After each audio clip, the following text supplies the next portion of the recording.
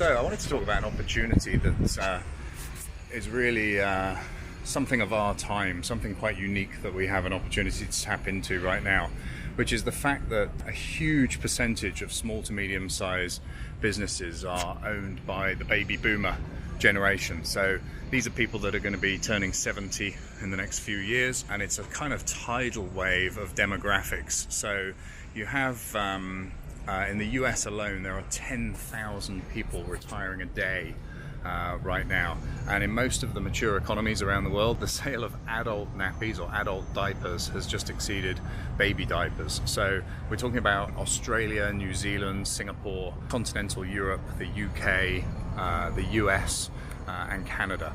In all of these countries, there is this huge demographic sort of tidal wave that's flooding through. The opportunity there is that there is a huge percentage of small to medium-sized businesses that are owned by that baby boomer generation.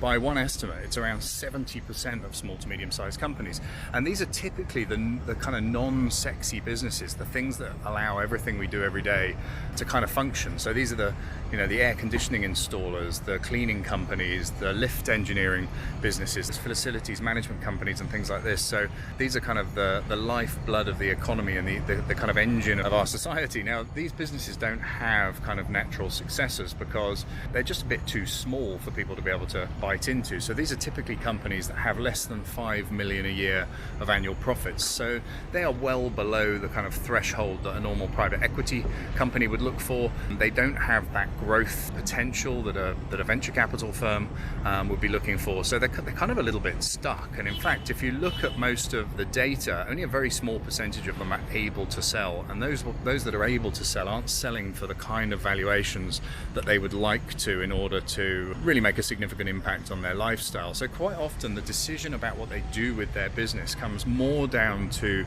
legacy and looking for a kind of safe pair of hands than it necessarily does about the price or the deal that they can get for their business. So they're often more interested in protecting employees, making sure that their legacy is intact, that the brand that they've created goes on to mean something and to do something. So there is a huge opportunity. The next generation, for the first time in history, the next generation is smaller than the last generation.